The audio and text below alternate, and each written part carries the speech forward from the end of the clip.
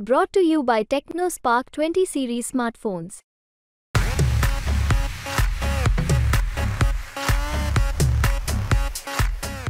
शिरूर लोकसभेचे उमेदवार अमोल कोल्हे आपल्या सोबत आहेत। आपण त्यांच्यासोबत संवाद साधूयात। खरं तर उमेदवारी अर्ज भरलेला आहे नुकताच आणि आता कशा पद्धतीने प्रचार सुरू आहे, मतदारांपर्यंत पोहोचताय?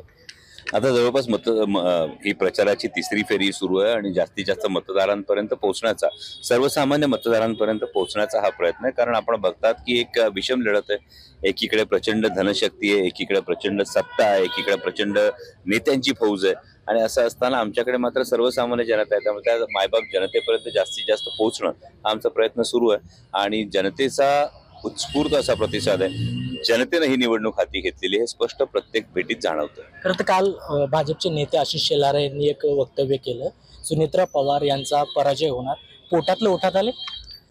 हा, म्हणजे वस्तुस्थिती त्यांनी बहुतेक ही सांगितली आणि त्याबद्दल मी त्यांचं अभिनंदनही करतो, आभारही मानतो। खरं तर अजित पवार गेल्या काही दिवसांपासून भाजप सोबत आहेत, मात्र अगोदरचे आक्रमक अजित पवार आणि आत्ताचे अजित पवार यात खूप मोठी तफावत आहे। त्यांची कोंडी होती भाजप सोबत?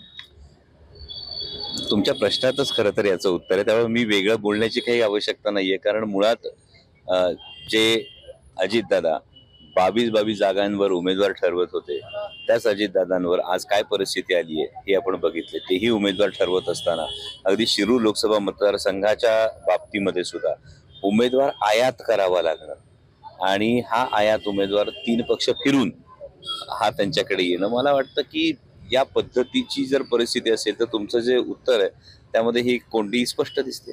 खरं तर बारामती लोकसभा निवडणूक जी आहे ती पवार विरुद्ध पवार नसून शरद पवार विरुद्ध अमित शहा अशी चर्चा आहे। कोण भारी पडेल कोणावर? नाही, मुळात ही निवडणूक गेली 10 वर्ष सर्वसामान्य देशवासियांची निराशा करणारं मोदी सरकार विरुद्ध सर्वसामान्य भारतीय जनता आहे।